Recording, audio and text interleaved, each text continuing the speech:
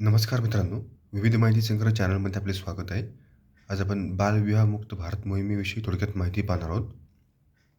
महिला आणि बालविकास मंत्रालयातर्फे 100 दिवसांच्या बालविवाहमुक्त भारत मोहिमेला सुरुवात झाली आहे.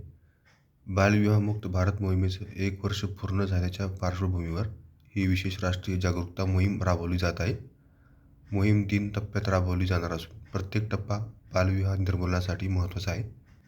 पहिला टप्पा शिक्षण संस्थांमध्ये जनजागृती, शाळा, महाविद्यालये आणि विद्यापीठांमध्ये वादविवाद स्पर्धा, निबंध स्पर्धा, चर्चासत्रे आणि बालविवाह रोखण्यासाठी प्रतिज्ञा कार्यक्रम आयोजित केले जातील.